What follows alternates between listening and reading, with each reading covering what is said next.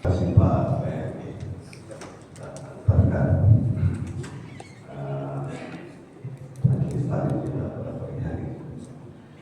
Bapak Ibu yang masih ada berbahagia, Assalamualaikum warahmatullahi wabarakatuh. Alhamdulillahirabbil alamin, barikul halaiki ajmain.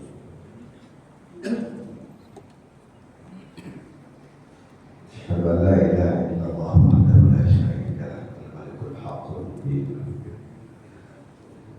الذي خلق الإنسان في أحسن تقويم وأشهد أن محمدا عبده ورسوله المبعوث رحمة للعالمين شاهدا مبشرا ونذيرا وداعيا إلى الله بإذنه وسراجا منيرا اللهم صل وسلم على نبينا الكريم محمد وآله وصحبه أجمعين أما بعد Alhamdulillah wa syukurillah. Bapak Ibu jemaah sekalian, pada pagi hari ini kita semua bersyukur atas semua nikmat Allah Subhanahu wa taala yang dilimpahkan kepada alam semesta ini. Tentu terutama yang dilimpahkan kepada kita semua kehidupan kita sehari-hari. Kita tidak bernafas dari curahan rahmat dan kasih sayang Allah Subhanahu wa taala. Ketahuilah bahwa sedetik saja Allah Subhanahu wa taala menghentikan curahan rahmatnya, maka niscaya kita semua akan kehilangan segala-galanya. Apa yang kita nikmati, apa yang kita rasakan dalam kehidupan ini tidak lain adalah bentuk curahan rahmat dan kasih Allah Subhanahu wa taala.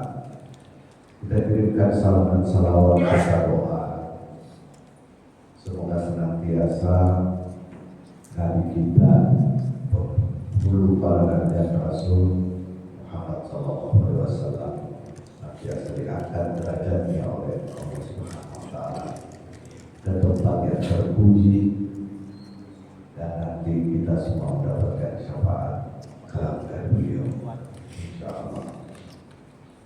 Pagi ini saya akan melanjutkan topik-topik kajian tentang ilmu akhlak. Yang kalau saya tidak salah ini saya pertemuan keempat ya. Jadi saya ada rekam yang pernah saya sampaikan supaya diperkesinambungan. Karena kita sekarang ini berada di pertengahan antara bulan suci Ramadan, hari raya Idul Fitri dan hari raya Idul Adha. Hari raya Idul Adha kalau saya tidak salah bulan depan itu jatuh tanggal 27 ya. 27 berarti kita sudah pertengahan antara Idul Adha. Saya tidak salah kita sekarang ini masuk akhir pekan pertama dari bulan Zulqa'dah. Bulan Zulqa'dah ini adalah salah satu bulan haram. Di bulan haram itu Zulqa'dah, Zulhijjah, nanti di sana Muharram. Di bulan haram ini bulan dalam Al-Quran yang benar-benar dijaga kesuciannya, sehingga orang-orang Arab yang non-Muslim pun pada saat itu taat itu. Di bulan haram itu tidak ada perang.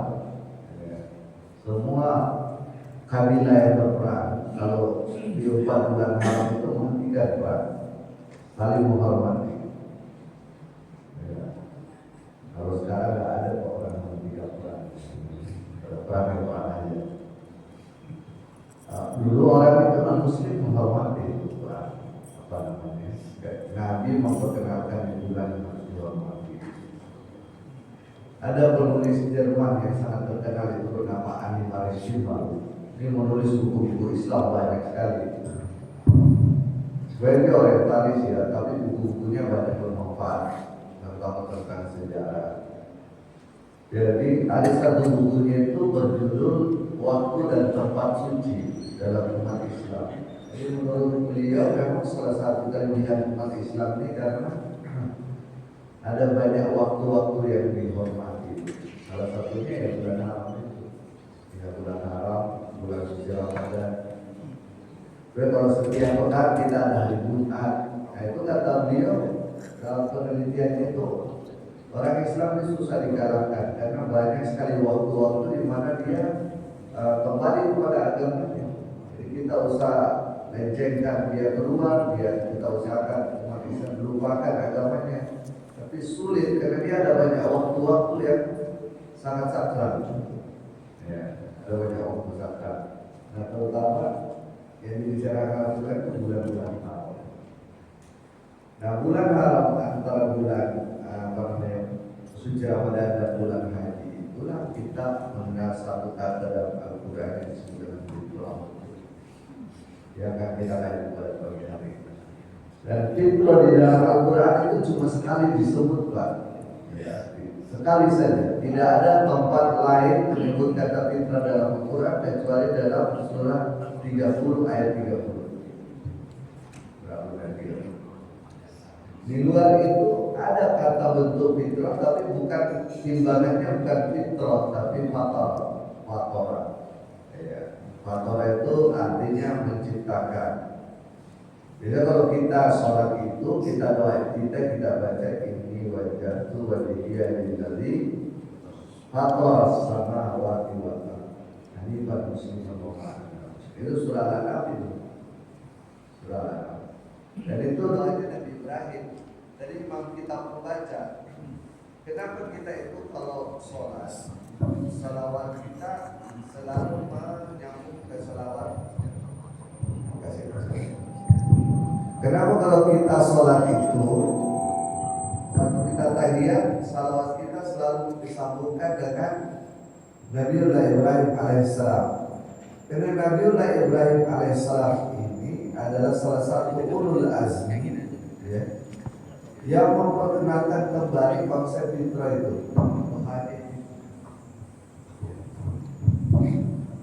Di dalam istilah Al-Quran itu ada fitrah, ada hanif, ada sibgoh. Ada 3 kata Al-Quran yang hampir sama maknanya, bahwa manusia itu beda dengan makhluk yang lain.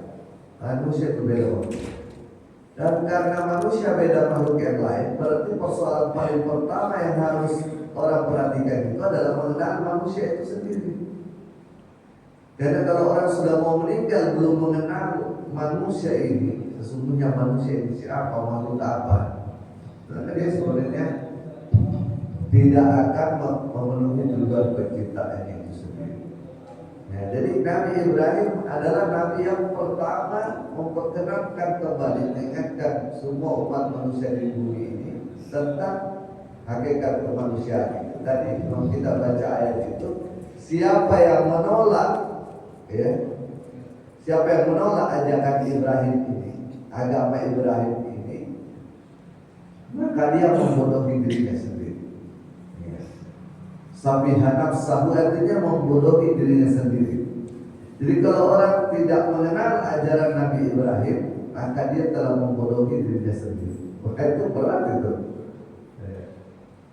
Dan ajaran Nabi Ibrahim itu ya fitrah itu, hanif itu, ya, sibgo itu, yang selalu dibaca waktu orang sholat itu.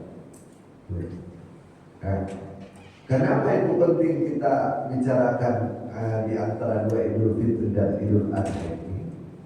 Karena inilah sebenarnya jembatan orang tidak jatuh kembali setelah berpuasa, Pak. Soal orang berpuasa itu kalau selesai berpuasa itu pasti dia sadari atau dia tidak sadari dirinya mengalami perbaikan. Orang yang sebulan berpuasa itu dia sadari atau dia tidak sadari dirinya itu pasti mengalami perbaikan. Jangankan setelah bulan puasa, baru masuk bulan puasa itu kan udah kesadaran yang berbeda ya. Persoalannya setelah bulan puasa itu orang bisa jatuh kembali, Makanya Nabi mengatakan siapa yang mengikuti puasa Ramadan itu dengan berpuasa 6 hari, maka puasa Ramadan dan puasa 6 hari itu nilainya sama dengan puasa 1 tahun pada tahun. Saya sekarang 1447 Hijriah. Kalau kemarin orang berpuasa 1 bulan, lalu dia lanjutkan dengan puasa 6 hari kata Nabi, ya, sitatu ayam, tidak harus berturut-turut di bulan Syawal, maka nilai puasanya sama dengan 1 tahun pada tahun. Ya kita bersyukur tradisi itu sudah berkembang di masyarakat kita. Tapi sebenarnya maksudnya bukan cuma itu. Maksudnya Nabi itu, kalau orang sudah selesai bulan puasa, ikuti kembali itu perbaikan diri dengan tidak berhenti di bulan puasa. Itu dilanjutkan kembali. Karena nanti akan dibuktikan pada hari-hari raya kurban itu, ya, kalau orang berkorban itu. Jadi waktu ini orang harus kembali menyadari fitrah. Makanya kalau orang Idul Fitri itu ada suka ulama bilang kembali ke fitrah. Dan meskipun maksudnya Idul Fitri dan fitrah itu berbeda ya. Kalau Idul Fitri itu maksudnya batal, berbuka. Jadi orang Idul Fitri kembali berbuka. Tapi kalau maksud ulama itu kembali kepada fitrah, nah ini yang akan kita bicarakan. Jadi fitrah itu adalah sesuatu yang disebutkan dalam Al-Quran dan kitab suci sebelum Al-Quran tidak ada berbicara fitrah. Nah itu juga salah satu luar biasaan konsep atau ajaran fitrah itu. Sebelum Al-Quran tidak ada kitab suci yang berbicara fitrah. Entah itu Zabur, entah itu Taurat, entah itu Injil, ya. Perjanjian lama berbeda, perjanjian baru tidak ada kata-kata fitrah. Satu-satunya kata fitrah itu dalam kitab suci hanya dalam kitab suci.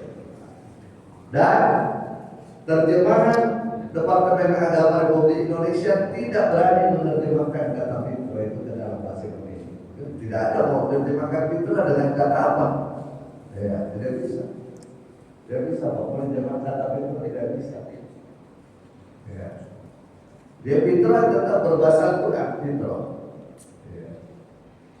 Nah, yang penting sekarang kita harus pahami nih konsep fitrah dalam Al-Quran. Itu yang paling penting. Nah, mengapa presentasi ini mengkritik ilmu psikologi yang dipelajari umat manusia sekarang? Karena namanya psikologi, ilmu jiwa, tapi yang dipelajari itu tidak sampai ke jiwa. Jadi para ulama mengkritik ilmu psikologi sekarang ini. Karena namanya psikologi, ilmu jiwa, psikologi itu kan jiwa, psikologi jiwa, logos itu ilmu, jadi ilmu tentang jiwa. Tapi kalau kita belajar ilmu psikologi, mohon maaf kalau di sini banyak sarjana psikologi. Kalau kita belajar ilmu psikologi itu tidak mempelajari jiwa. Yang dipelajari dalam ilmu psikologi itu paling dalam pikiran dan perasaan. Ya, kalau kita belajar psikologi kita pelajari pikiran. Dalam istilah psikologi itu kognitif atau kognisi, ya, memori, daya ingat, recall. Kemudian perasaan seperti sedih, gembira, stres, depresi, kecemasan itu dipelajari dalam psikologi. Nah, yang begitu, padahal jiwa itu lebih dalam daripada itu. Kalau kita berpikir, Bapak Ibu, kita tahu nggak bahwa kita berpikir? Kalau saya lagi berpikir, kita tahu nggak saya lagi berpikir? Loh, yang tahu itu siapa?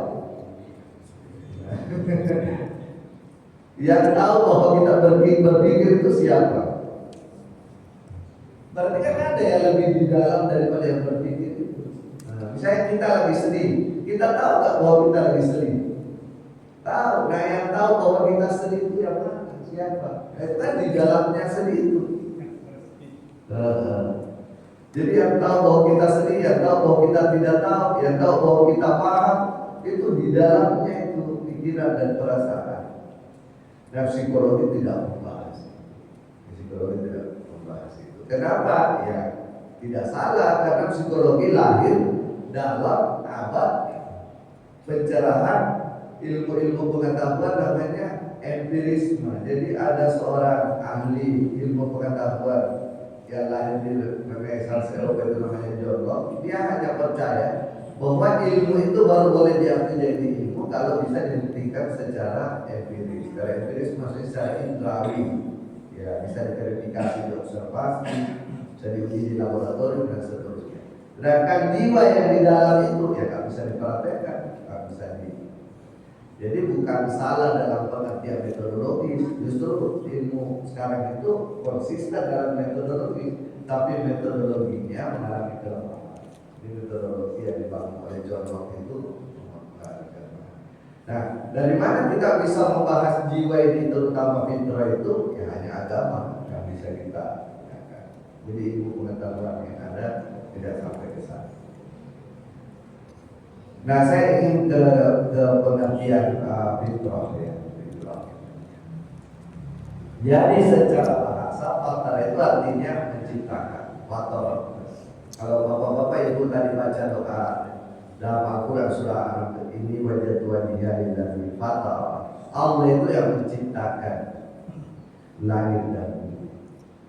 Nah, tapi dalam bahasa Arab fitrah itu timbangan fi'lan. Dari bahasa Arab itu kan ada namanya wazan, timbangan. Fa'ala fa'ilun fi'lan. Nah, berarti kalau fatara fitrah. Nah, kalau timbangannya fi'lan atau fitrah itu artinya bukan menciptakan tapi keadaan ketika diciptakan. Jadi kalau fitrah itu diartikan, diterjemahkan fitrah artinya keadaan waktu diciptakan. Keadaan waktu diciptakan. Itu fitrahnya manusia, itu keadaannya manusia waktu diciptakan. Tapi kapan diciptakan? Ya, ini ada riwayat menarik dari Ibnu Abbas. Ibnu Abbas bilang begini dalam sebuah riwayat. Saya dulu itu kalau membaca kata fitrah dalam Al-Quran tidak pernah paham apa kata fitrah. Kata Ibnu Abbas tidak pernah tuntas. Jadi selalu bertanya-tanya apa sebenarnya artinya fitrah. Ini Ibnu Abbas, Pak. Jangankan kita. Ibnu Abbas ini apa namanya sahabat tadi yang sangat terkenal. Tapi dia bilang saya dulu masih bingung itu fitrah itu apa bedanya dengan halaqah itu fatara itu. Halaqah juga menciptakan dan tidak ada menjadi ada. Kalau ja'ala itu menciptakan dari atas sudah ada, diubah-ubah modifikasi pada ja'ala itu. Tapi kalau halaqah juga menciptakan, makanya Allah disebut khaliq, kita disebut makhluk. Tapi apa bedanya dengan fatara kata Ibnu Abbas? Nanti saya lihat orang Arab berantem baru saya paham itu kata fitrah itu kata. Jadi ada orang Arab berantem gara-gara sumur.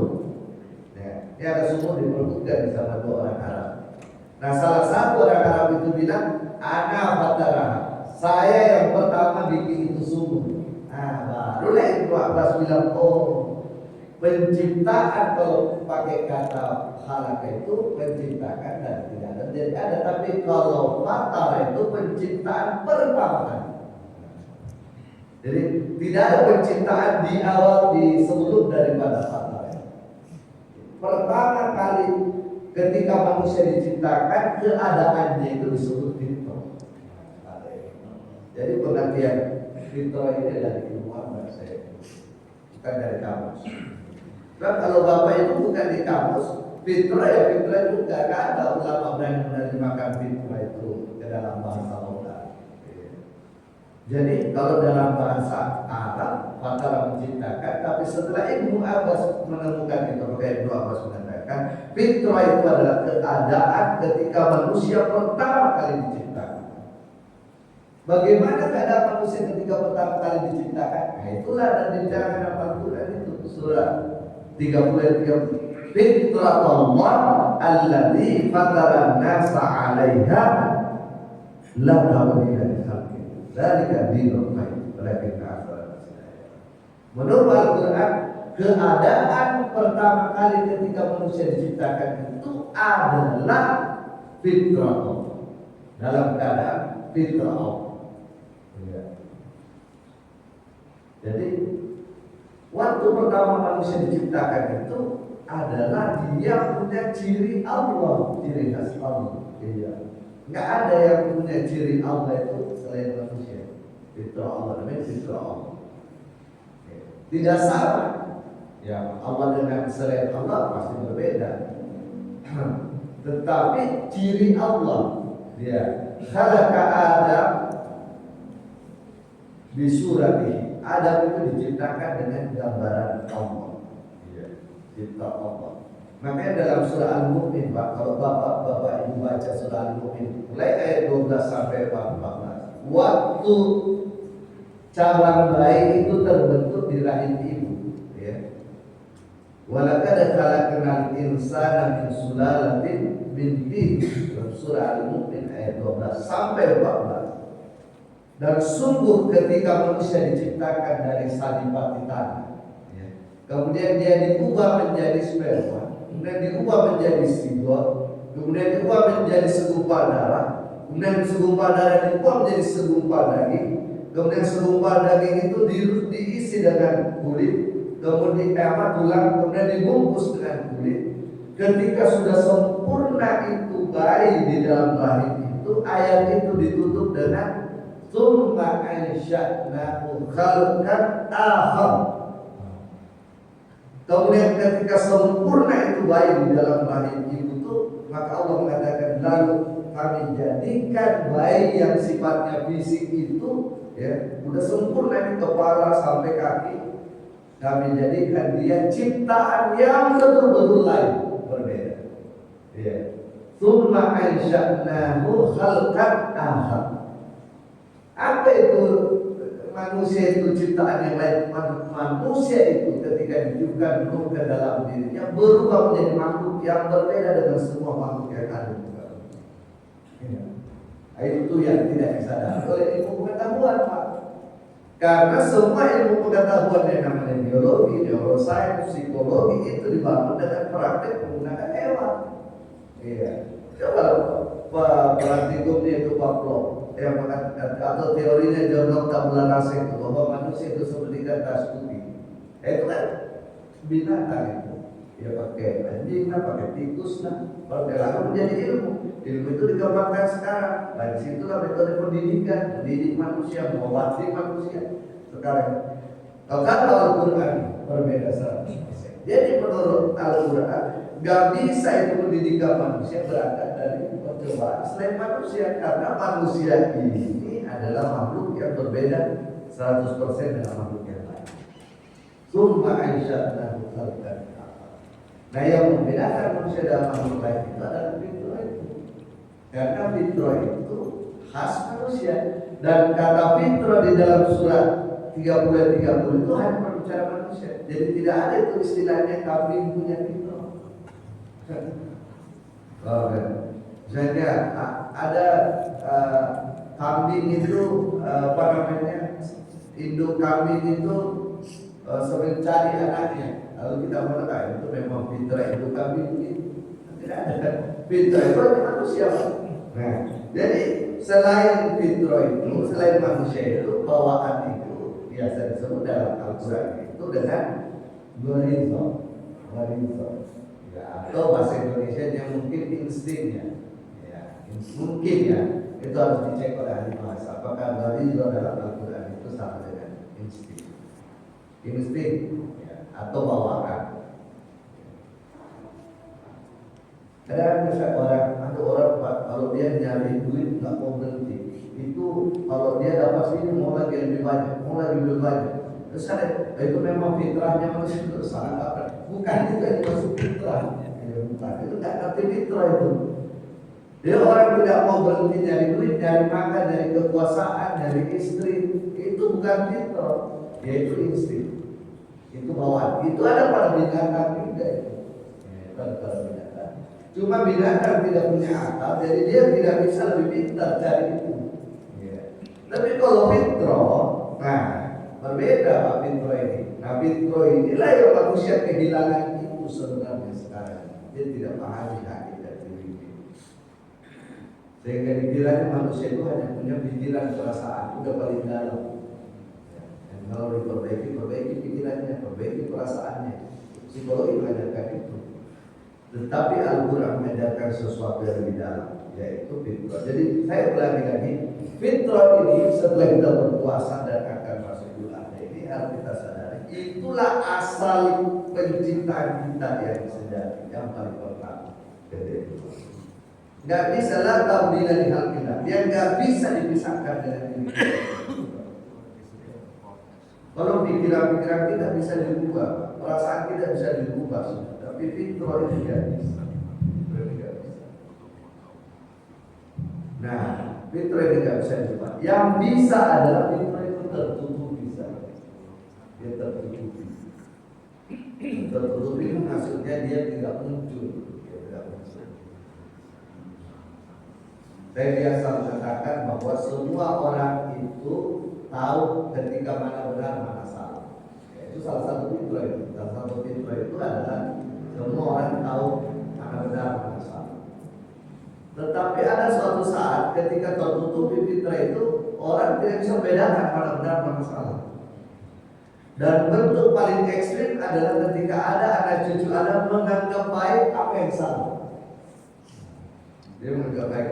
Dan ada kejadian suatu saat baru dia sadar bahwa dia karena egonya itu dia memandang baik apa yang salah sebenarnya. Itu sering kita temukan dalam kehidupan sehari-hari. Orang berdebat sama-sama mencari kebenaran. Tidak mungkin kau dan kau mencari kebenaran itu berselisih, karena Allah menciptakan semua orang dalam keadaan fitrah, dalam keadaan mencari keadaan fitrah. Jadi fitrah itu adalah selalu cari yang benar. Fitrah itu selalu cari ilmu. Fitrah itu selalu bisa memahami mana benar mana salah. Itu aslinya manusia. Fitrah itu orang selalu mau beribadah, selalu mau memuji, menyembah. Tapi kalau dia tertutupi, dia puji yang salah, dia sembah yang salah. Fitrah itu orang selalu mencari ilmu, tapi kalau tertutupi, dia cari ilmu yang salah, ilmu yang tidak bermanfaat. Tapi kalau fitrah itu tidak tertutupi, dia selalu cari ilmu yang bermanfaat, ilmu yang benar. Begitu seterusnya, Bapak. Jadi pekerjaan kita sesungguhnya adalah bukan mencari fitrah, tetapi kembali kepada fitrah, menyadari fitrah, kemudian mengaktifkan kembali fitrah. Nah, itu yang penting digarisbawahi, Bapak Ibu, bahwa fitrah itu meskipun ada pada setiap orang belum tentu aktif. Saya pernah ditanya orangnya, ini ada dua ayat yang bertentangan dalam Al-Quran kalau begini. Gimana Pak? Dua ayat bertentangan. Ayat pertama mengatakan orang lahir itu tidak tahu apa-apa. Karena ada ayatnya itu Pak. Allahu yakhluqukum min butuni ummahatikum la ta'lamuna syai'an. Wa ja'ala lakum sam'a wal absara wal af'idata qalilan ma tashkurun.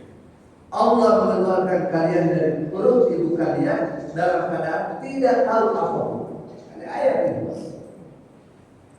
Tidak tahu, la ta'lamuna syai'an. Waktu kalian keluar dari perut ibu kalian tidak tahu apa-apa. Kata Al-Quran. Ja'ala lakum sam'a wal absara wal af'idata qalilan ma tashkurun. Lalu Allah ciptakan pendengaran, penglihatan, pemahaman, tapi hanya sedikit yang pakai supaya bisa tahu, bisa punya. Tetapi ada juga ayat yang mengatakan bahwa Allah sudah bertanya kepada kalian, alastu birabbikum, bukankah aku ini Tuhan? Qalu bala syahidna. Ya, betul wahai engkau adalah Tuhan kami. Berarti kan sudah tahu itu. Jadi ini ada dua ayat yang bertentangan. Kalau bagaimana itu ada dua ayat bertentangan dalam Al-Quran? Ya betul. Tidak ada ayat yang bertentangan dalam Al-Quran. Karena Al-Quran ini hanya satu. Semua dari Allah Subhanahu wa taala. Lau kana min indi ghairi Allah la wajadu fihi ikhtilafan katsiran. Kata Al-Quran, seandainya Al-Quran ini berasal dari dua sumber, maka pasti di dalamnya terjadi pertentangan antara ayat dan ayat. Apa begitu kata Al-Quran. Tapi karena ini dari satu sumber, maka tidak mungkin ada pertentangan ayat dan ayat. Jadi saya katakan, sebelum manusia lahir dari perut ibunya, memang manusia itu sudah mengenal Allah. Tetapi pengenalan manusia kepada Allah sebelum lahir itu pengenalan yang bersifat prinsip, potensial. Belum mengenal Allah secara penemuan. Nah, itu yang setelah lahir, setelah dewasa, setelah kembali harus dia cari kebenaran. Jadi kebenaran itu belum kita temukan, tapi kita sudah mengandung dalam diri kita selalu ingin mencari kebenaran. Nah, fitrah itu keinginan selalu ingin mencari kebenaran, selalu mau cari yang benar, itu fitrah. Tapi apakah orang itu sudah menemukan kebenaran atau tidak, itu belum tentu. Nah, itu belum tentu. Jadi yang menemukan kebenaran adalah yang yakin bahwa dia akan menemukan kebenaran, dan dia berusaha melakukan itu dengan niat yang tulus, dia akan menemukan kebenaran. Allah jadi dalam surah Al-Kahf, walladzina jahadu fina lanahdiyannahum subulana. Kalau dia bersungguh-sungguh mencari kebenaran, pasti akan tunjukkan kebenaran. Kata Allah Subhanahu. sampai bulan puasa yang sudah kita tekuni 1 bulan itu mengantar kita menjadi orang yang lebih baik, kita tidak lanjutkan dengan upaya mengaktifkan fitrah itu. Fitrah itu harus diaktifkan, terutama fitrah mencari ilmu, mencari kebenaran, ya. Kemudian berkomitmen kepada yang benar, itu fitrah itu. Selama orang tidak berkomitmen kepada yang benar, dia pasti haus, dia selalu ini saya belum benar.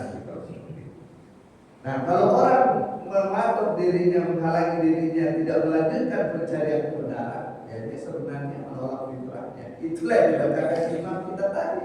Siapa yang menolak fitrah dia diajarkan Nabi Ibrahim, maka dia telah memenuhi dirinya sendiri. Iya.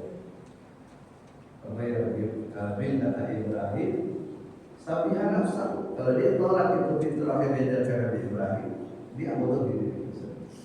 Jadi jangan sia-siakan usia kita yang Allah berikan kepada kita 60-70 tahun, malas mencari kebenaran, malas belajar, malas bertanya, malas berdiskusi, puas dengan doktrin-doktrin yang sudah ada selama ini. Kita tidak memerlukan kebenaran. Kebenaran itu harus dicari, dipelajari, didiskusikan, mulakan. Majelis taklim jangan dibiarkan stagnan. Nah, itu yang diajarkan Al-Quran. Bahkan ayat pertama yang turun itu artinya menurut Al-Quran manusia itu berproses. Jadi fitrah yang ada dalam diri kita itu tidak akan hilang, tetapi tidak akan aktif kalau kita tidak aktifkan. Tidak akan aktif kalau kita tidak aktifkan. Nah, semua ritual yang diajarkan dalam agama itu tujuannya mengaktifkan. Kita sholat 5 waktu, kita puasa, itu tujuannya mengaktifkan fitrah, merawat fitrah itu.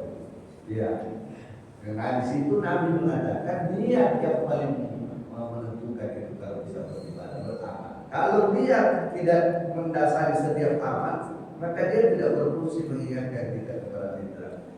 Coba perhatikan Bapak Ibu, Nabi itu dia diminta oleh Allah Subhanahu Wa Taala mengingatkan manusia.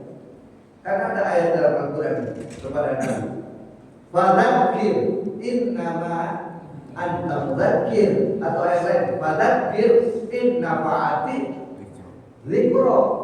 Apa artinya Pak mengingatkan? Saya Pak Baihaqi, saya ingatkan Pak Baihaqi. Kalau saya ingatkan Pak Baihaqi, apakah yang saya ingatkan itu sesuatu yang baru atau sesuatu yang Pak Baihaqi sudah tahu? Kalau saya ingatkan Pak Baihaqi, apakah yang saya ingatkan itu sesuatu yang belum pernah Pak Baihaqi tahu? Apakah atau sesuatu yang sudah Pak Baihaqi tahu? Sudah Pak. Kami yang mengingatkan itu sudah tahu. Jadi Nabi itu diutus semua dari Nabi Adam sampai Nabi Muhammad mengingatkan manusia. Fadzakir in nafa'atin dzikra. Ingatkan itu anak cucu Adam. Karena kalau kamu ingatkan dia bermanfaat itu. Apa artinya? Semua anak cucu Adam ini sudah tahu Allah sebenarnya sebelum lahir. Iya. Cuma diingatkan saja Pak. Kadang-kadang kalau orang tidak mau dengar Nabi Pak, kadang-kadang Allah sendiri kasih dia bencana, musibah, supaya dia ingat itu Allah Subhanahu Wa Taala. Iya. Kalau saya dulu nonton film 30 SPKI itu yang dibikin di zaman Orde Baru, waktu Aidit rapat terakhir besok mau dibunuh para jenderal itu, kata-katanya itu, ini penulis skenario yang bikin film dia 30 SPKI. Aidit kami bikin rapat, mudah-mudahan rencana kita besok berhasil. Mudah-mudahan apa ini percaya juga Tuhan. Jadi orang kalau sampai kepada keadaan dia tidak bisa lagi berusaha apapun, muncul itu. Dulu dia kenal Allah Subhanahu Wa Taala waktu di alam arwah, alastu birabbikum fa'budu. Nah, tapi ketika Al-Quran mengatakan waktu kamu keluar dari ibu kamu tidak tahu apa-apa, itu artinya fitrah itu harus diaktifkan, mencari kebenaran, belajar dari itu. Jadi orang tidak semua orang itu dapat kebenaran, dia tidak cari. Nabi datang hanya mengingatkan. Nah, selain mengingatkan, memang tugas Nabi waladzi ba'atsa fil ummiyina rasulan itu yatlu alaihim ayat. Bacakan ini. Jadi Ustaz ini kan melanjutkan pekerjaan para nabi itu membacakan ayat-ayat gitu ya. Wa yuzakkihim, membantu umat manusia menyadari apa yang harus kita perbaiki dalam diri kita. Ya. Wa yu'allimuhumul kitab, mengajarkan Alkitab. Itu tugasnya itu. Para nabi, para rasul, para nabi.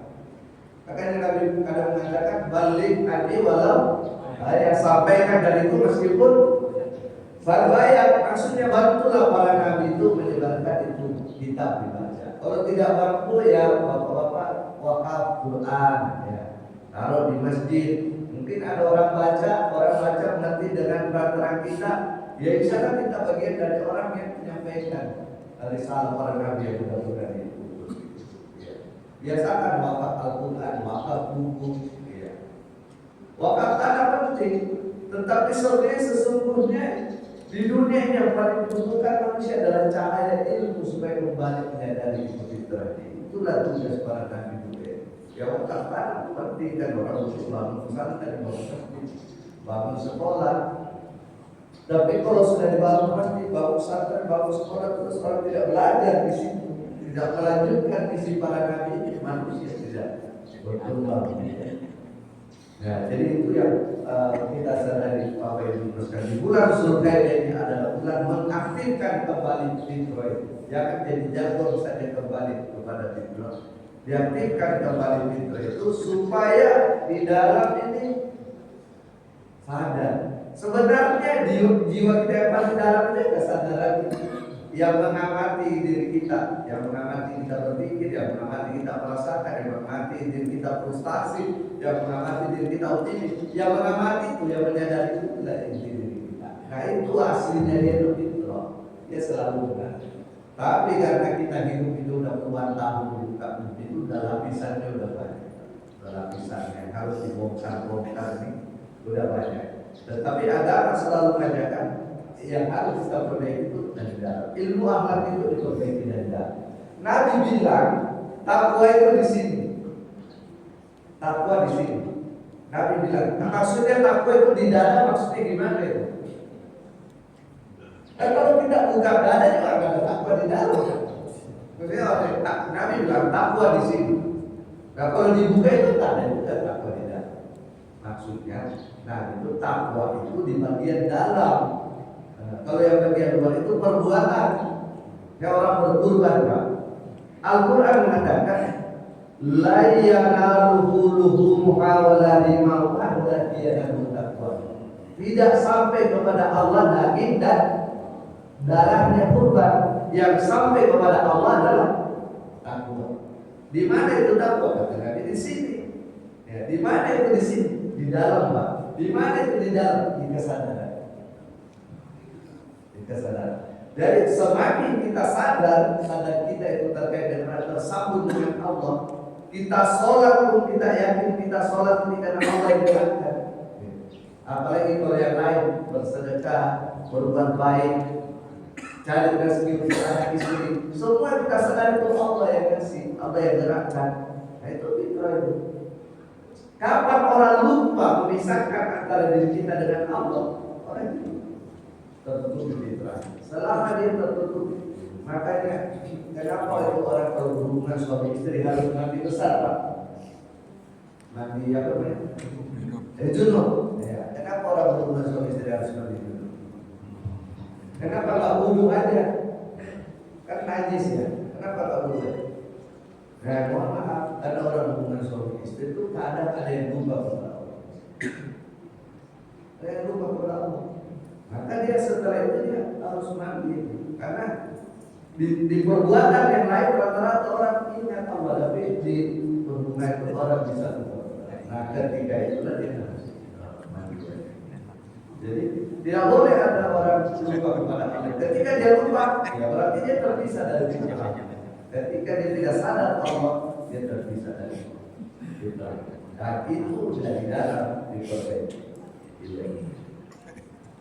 Ada dulu saya mau tutup ini dengan cerita. Ada dulu Nabi cerita yang mengatakan bahwa kualitas orang itu memang tergantung kita. Tapi dia apa keluar? Kan kalau sekarang ini kita mau jadi RT, mau jadi pada RW, ada mau jadi menjadi camat, menjadi wali kota, menjadi gubernur, menjadi presiden di Indonesia selalu syaratnya pertama itu bertakwa ya Pak. Kalau tidak masih itu persyaratan selalu nomor satu bertakwa kepada Allah Subhanahu Wa Taala. Saya tidak tahu apakah orang yang mencalonkan dan dicalonkan itu benar tidak bersyarat. Karena yang dimaksud bertakwa itu orang yang takut, orang yang takut kepada Allah sehingga dia tidak mau berbuat salah, tidak mau. Selama dia tidak takut, dia tidak bertakwa, dia tidak mungkin kesalahan itu. Jadi yang menyusul itu aturan zaman dulu saya luar biasa ya. Apa dia sengaja atau tidak sengaja? Nah, takwa itu di dalam kata-kata. Itu dulu Nabi penasaran dia ingin tahu apa hubungannya antara takwa di dalam ini dengan kualitas orang. Jadi dia sudah lama mendakwah Nabi. Dia penasaran, dia pengen tahu ini bentuk orang yang benar-benar paling bertakwa, paling disukai Allah itu kayak gimana. Dan orang yang paling tidak disukai Allah karena tidak bertakwa itu kayak gimana. Jadi dia berdoa pada malam setelah ibadah itu, ya Allah tunjukkanlah saya dari seluruh umat ini profil atau contoh orang yang paling kau cintai karena ketakwaannya, dan profil orang yang paling kau benci karena kejahatannya, tidak takutnya. Tunjukkan kepada saya ya. Saya ingin tahu gimana bentuknya orang ini. Walhasil dia bermimpi. Lalu dia mendengar Allah Subhanahu Wa Taala berfirman. Kan Nabi kan bisa mendengar firman Allah Subhanahu Wa Taala. Wahai Nabiku, nanti besok subuh kalau kamu bangun, kamu pergi ke gerbang kota, ke Gapura. Kemudian orang yang pertama keluar dari kota ini, itulah orang yang paling aku benci. Paling tidak punya kualitas, paling jahat. Dia tahu orang yang pertama keluar dari kota. Itu lihat, itu rupanya orang yang paling benci. Usianya sudah agak tua. Ya kayak kita ya. Ini jalan sama anak dia jalan. Terus malamnya kamu datang lagi ke situ kata Allah. Orang yang terakhir masuk ke kota di gerbang itu itulah orang yang paling bertakwa, orang yang paling bersuci. Malamnya dia tungguin lagi orang yang paling terakhir masuk. Ternyata orang yang paling terakhir masuk itu juga orang itu juga orang itu. Ya kan Nabi bingung ya. Ini waktu tadi subuh ini orang yang paling dibenci Allah. Kenapa waktu malam dia pulang dia orang yang paling dicintai Allah. Dia penasaran, dia pergi tanya orang itu.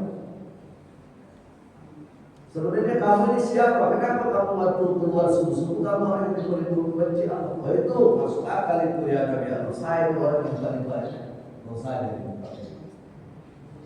Wajarlah saya orang yang paling dibenci Allah. Tapi kata Allah, kamu paling terakhir masuk malamnya, berarti kamu orang yang paling dicintai Allah. Apa mungkin itu saya pada dosa, kalau mungkin saya paling dicintai Allah. Jadi kalau yang pertama itu betul itu baik kalian. Tapi kalau yang kedua kalau mungkin saya itu orang yang paling dibenci Allah, saya paling banyak kesalahan dosa. Terus apa yang kamu lakukan setelah keluar itu pergi bekerja sebelum pulang sehingga Allah menjadi cinta kepada kamu? Apa yang kamu lakukan? Yang ada seperti biasa saya bekerja sama anak saya cari nafkah buat keluarga. Malam udah capek pulang. Coba pikir-pikir lagi apa yang bikin kamu benar-benar cinta kamu. Yang saya ingat dia bilang tadi itu pas saya pulang itu anak saya bertanya, wahai ayah, ada nggak lagi negeri yang lebih luas dari Jazirah Arab? Banyak, di luar Jazirah Arab ini banyak yang lebih besar. Ya, cuma kita tidak pernah ke sana, gitu. Tapi banyaklah Jazirah lebih besar. Ada lebih besar itu ada yang bumi ini lebih besar dari semua negara. Ada lebih besar dari bumi ini. Ada, ya bumi dan langit. Ada lebih besar itu ada, yang 7 lapis bumi 7 lapis. Ada lebih besar dari Ada lebih besar dari 7 lapis langit. Apa itu ayat? Yakni dosa ayat. Dosa ayat ini sudah sangat banyak. Mungkin lebih besar dari semua. Baru Nabi Allah itu mulai, oh ini rupanya. Jadi kalau orang sadar itu besar dosanya, itu kan kedudukannya tinggi di sisi Allah Subhanahu wa Ta'ala. Ya, kalau orang sadar banyak dosanya. Ada yang lebih besar lagi ayat dari dosa ayat. Ada katanya. Apa itu? Ampunan Allah Subhanahu wa Ta'ala. Barulah Nabi percaya inilah orang yang paling dicintai Allah. Jadi orang yang mengakui dirinya lemah di hadapan Allah banyak dosanya, tapi juga orang yang mengharapkan ampunan. Di mana letaknya itu Pak? Pengakuan akan dosa dan harapan akan ampunan. Di mana letaknya itu? Di luar atau di dalam? Di dalam. Di dalam Pak. Di kesadaran. Nah kalau Bapak Ibu kita selalu punya dua itu, yaitulah punya merawat fitrah itu, menjaga fitrah. Selama itu kita pelihara itu, yang dua itu, ya namanya khauf wal raja. Khauf itu takut akan dosa-dosa kita. Raja itu artinya selalu berharap, optimis akan ampunan Allah, kasih sayang Allah. Maka kita memiliki dua modal yang tidak bisa kita hargai dengan apapun. Di dalam bahasa Arab itu namanya dua cahaya, dua nur. Dua nur dalam bahasa Arab itu kalau disatukan kata namanya nurani. Nah, diadopsi dari bahasa Indonesia. Apa jadi bahasa Indonesia? Nurani. Nurani itu dalam bahasa Arab itu artinya dua nur, dua cahaya. Cahaya khauf dan cahaya raja. Khauf itu selalu takut, selalu istighfar kita kalau sholat, ya karena dosa-dosa kita.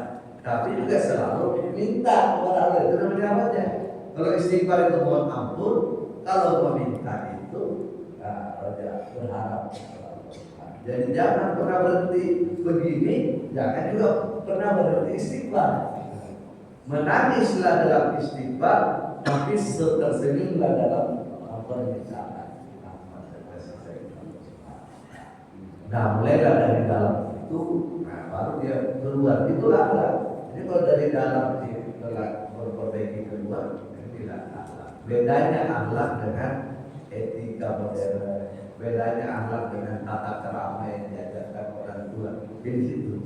Dan tata kerama ini kan diajarkan dari luar. Etika di kantor diajarkan dari luar. Ya, mungkin ada kantor pakai KPI, semakin orang disiplin ada bonus. Nah, itu semua dari luar Pak ajarannya. Sedangkan ajaran akhlak itu dari fitrah. Menyadari aslinya dari kita. Itu yang dari dalam. Ada hadis Nabi yang kali kita dengar, ibda binafsi, mulailah dari jiwamu. Nafsu itu jiwa Pak, bukan telinga, bukan badan, bukan kepala. Ibda binafsi itu mulailah dari dalam diri. Nah itu. Kalau sekarang ini orang ngerti nafsi kalau mau makan aja, ayo minta makan nafsi-nafsinya. Maksudnya masih bayar Pak. Jadi sekarang apa artinya nafsu? Bahasa Arab itu masing-masing. Nanti di akhirat nafsi-nafsi, maksudnya masing-masing. Coba Pak, umat kita itu beragama puluh tahun yang dikenal dari nafsu itu bayar sendiri-sendiri. Nanti di akhirat masing-masing. Jauh sekali dari konsep Al-Quran dijelaskan oleh Allah kepada para nabi. Ya, mudah-mudahan kajian kita pada pagi ini bisa menambah wawasan kita. Ini scribe paper ya, saya terjemahkan jadi PowerPoint pakai notebook LM ya. Ya nanti kalau ada. Tapi kira-kira yang saya sampaikan. Mungkin sebelum saya tutup, maksudnya ada yang mau? Baik, mungkin sebelum ada pertanyaan, mungkin kami infokan ada tambahan nanti setelah kajian, mari kita sama-sama kita sarapan Pak. Jadi nanti jamaah bisa sarapan bersama. Monggo silakan kalau ada pertanyaan. Monggo. Izin Pak Ustaz bertanya Pak. Warahmatullahi wabarakatuh.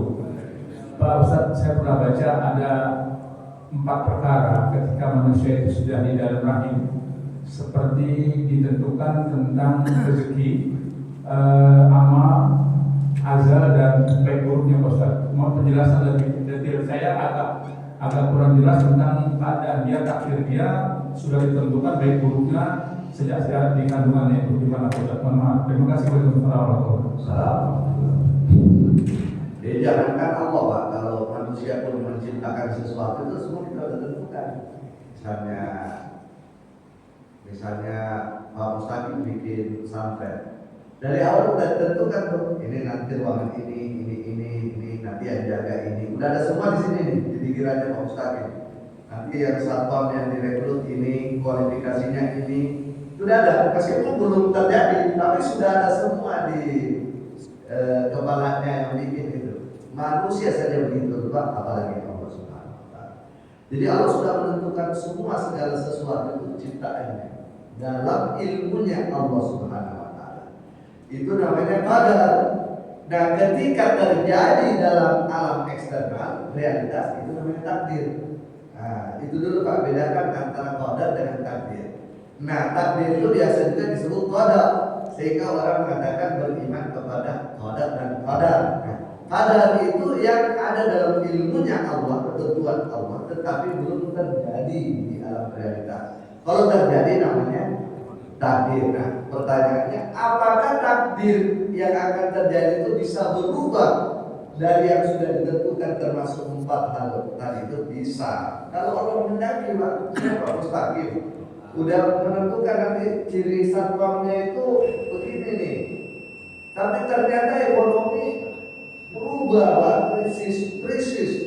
Standar gaji untuk satpam yang dulu dibayarkan Pak Mustaqim tidak mungkin menggaji satpam saat ini karena krisis, inflasi tinggi sekali. Maka cocoknya di pesantren dijaga oleh satpam dengan kualifikasi tinggi saja.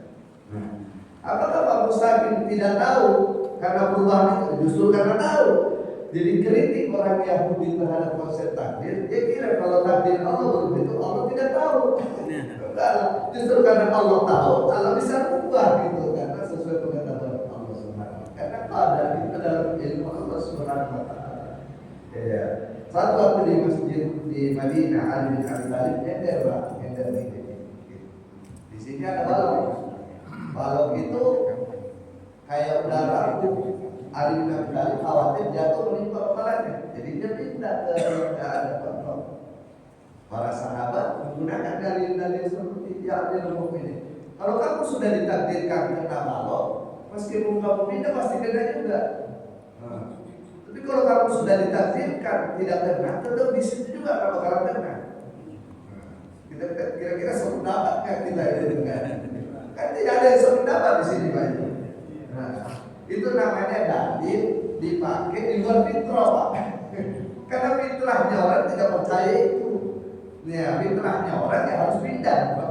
Nah, tapi orang itu pakai dalil, Pak, karena dia tidak paham dalil. Nah, maka Ali bin Abi Thalib menjelaskan, betul. Saya di sini sudah ada takdirnya duduk di sini, maka saya pindah ke situ, saya buat takdirnya lain. Jadi takdir itu bisa berubah. Takdir bisa berubah. Jadi katakan, misalnya gini. Ada orang lahir dari puskesmas, ada orang lahir dari rumah sakit Pondok Indah. Terus dia bilang, wah saya lahir di puskesmas, nggak ada peluang lah untuk jadi pejabat di negara ini. Nah, saya ini yang lahir di rumah sakit Pondok Indah masih punya peluang. Nah itu namanya kalau diri sendiri. Enggak, semua orang punya peluang. Buktinya banyak juga orang yang lahir di kampung, di desa. Ada presiden orang Solo kan Pak. Tidak ada itu. Jadi apa yang sudah dikadarkan Allah ketika kita sebelum lahir, jodoh, apa namanya itu, rezeki, amal, semua bisa berubah.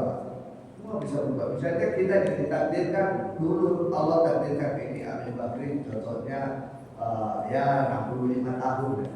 Tapi karena sering ceramah dia bukan banyak yang doakan, ya, mudah-mudahan umurnya Pak Amin ditambah 3 tahun. Alhamdulillah Allah rubah 68. Jadi bisa berubah. Bisa. Karena banyak yang doakan kan. Nah, baik doakan insyaallah. Dan Nabi sendiri bilang Pak, sedekah itu bisa memperpanjang Oh, silaturahmi bisa. Nah, berarti semua bisa berubah itu takdir. Bisa berubah. Itu ada dalilnya pada dalam Al-Quran surah Al-An'am. Yamhullahu ma yasha'u wa yuthbitu wa indahu ummul kitab. Semua orang mengutip hadis tentang takdir, ayat tentang takdir, tapi jarang mengutip ini ayat. Coba kita lihat Pak orang. Ayat apa artinya ayat ini?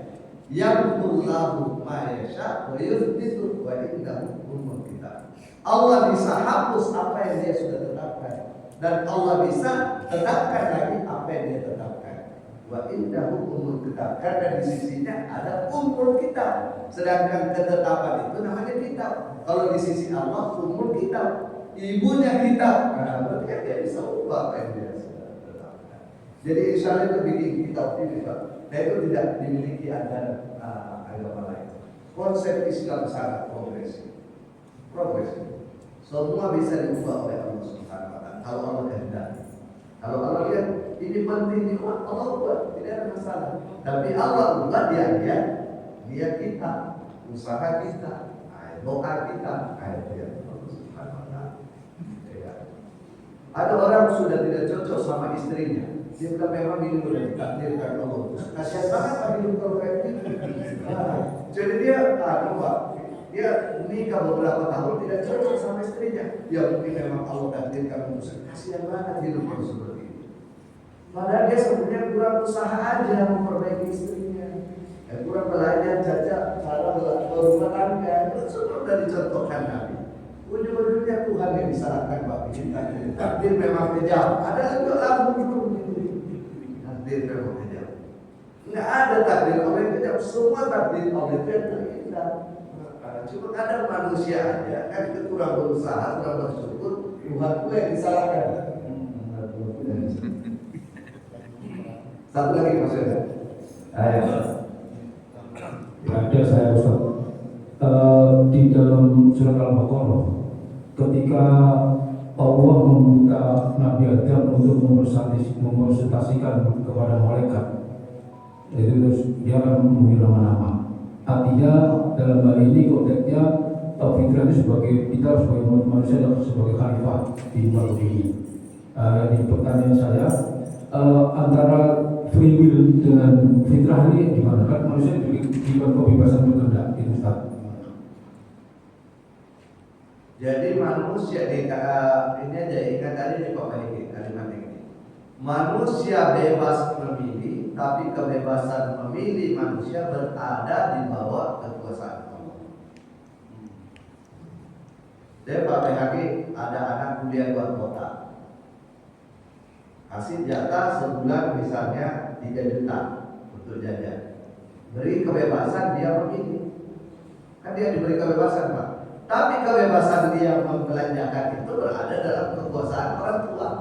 Jadi itu sebenarnya kebebasan yang tidak murni sebenarnya kita itu. Jadi free will itu sebenarnya pada hakikatnya tidak ada. Jadi free will itu ada karena diberikan oleh Allah Subhanahu wa taala. Ada dibebaskan itu. Kita dibebaskan memilih itu, kebebasan itu sendiri adalah pemberian dari kekuasaan Allah Subhanahu wa taala. Maka kalau orang itu salah memilih harus istighfar, kalau dia benar memilih harus bersyukur Pak. Karena ketika si anak itu benar cara belanjanya, dia harus tetap berterima kasih kepada orang tua karena uangnya dari orang tua. Ketika dia salah belanja, dia harus mohon maaf kepada orang tua karena dia udah salah itu. Yang kedua pakai uang orang tua. Nah itu paham nggak Pak Heki? Jadi kalau orang yang berdosa di muka bumi itu 2 kesalahannya Pak. Pertama ini tangan kita pakai berdosa.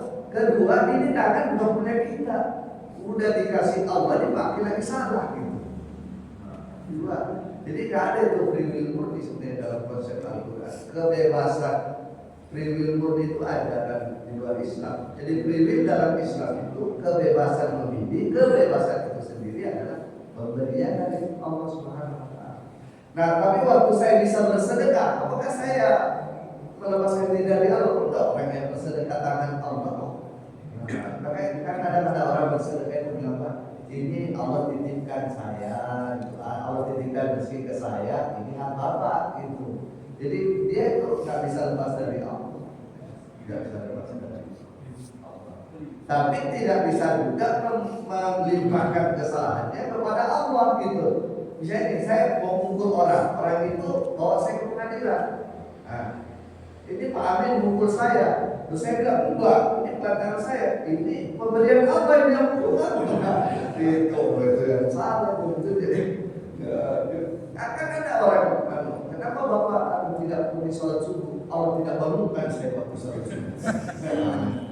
Repot kehidupan terus kayak begini. Jadi free will itu nggak ada, Pak. Tetapi ketika kita berbuat baik, kita syukur kepada Allah, itu pemberian Allah. Ketika kita berbuat salah, jangan salahkan Allah. Justru kita salah dua kali, Pak. Karena pertama melanggar perintah, yang kedua menggunakan fasilitas yang Allah berikan untuk pelanggaran. Jadi pertanyaan Pak BHK itu, mitra kita itu apakah bebas kan?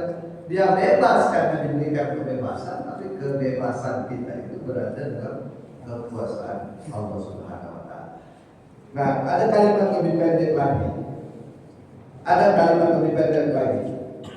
Manusia bebas memilih takdir Allah. Jadi manusia memilih, tapi takdir itu Allah Subhanahu. Jadi kita hidup ini hanya memilih, tapi itu takdir Allah Subhanahu wa Ta'ala. Kalau Allah sudah menetapkan itu, orang memang itu kekuasaannya Allah Subhanahu wa Ta'ala. Nggak bisa kita kedua. Nah sekarang kalau yang terjadi itu di luar keinginan kita, ada dua kemungkinan, Pak. Kalau yang terjadi di luar keinginan kita ada dua kemungkinan. Kemungkinan pertama adalah kita yang tidak optimal. Kemungkinan kedua, kalau kita sudah optimal, berarti Allah Subhanahu wa Ta'ala menggunakan kekuatan di luar kita untuk memberikan yang terbaik. Saya kita mau pergi ke satu pesta, kita bocor tuh kendaraan di tengah jalan. Pesta itu udah bubar baru kita sampai di sana. Kita udah berusaha di sampai tapi nggak sampai. Nah Allah menggunakan kekuatan di luar kita supaya kita terselamatkan. Mungkin kekuatan paku, kekuatan orang jahat, orang jahat menahan kita. Allah kasih kekuatan jahat itu digunakan Allah untuk menahan kita tidak sampai ke sana. Nah, tapi kalau kita kurang kerja, kurang optimis, kurang ini, berarti persoalan ada di kita. Kira-kira seperti itu. Tapi itu kalau kajian free will dan itu bisa panjang. Tapi kira-kira ringkasnya seperti itu. Masih ada demikian saya kira ya, karena udah sedang mudah-mudahan di waktu yang kita bisa sambung. Mohon maaf kalau bertele-tele kemana-mana, kita tutup bersama-sama dengan doa kepada Tuhan majelis agar supaya kalau ada kesalahan-kesalahan pada majelis ini semuanya diampuni oleh Allah Subhanahu wa Ta'ala. Kita mohon kepada saudara kita yang tadi ada yang sakit ya, mudah-mudahan diangkat penyakitnya disembuhkan. Dan juga berdoa mudah-mudahan keluarga kita di rumah atau di tempat lain semua senantiasa diberikan hidayah, taufik agar supaya tetap bisa istiqomah di jalan yang benar dari Nabi kita sallallahu alaihi wasallam. Subhanallah wa bihamdika asyhadu an la ilaha illa anta astaghfiruka wa atubu ilaik. Subhana rabbika rabbil izzati amma yasifun wa salamun alal mursalin walhamdulillahi rabbil alamin wa assalamu alaikum warahmatullahi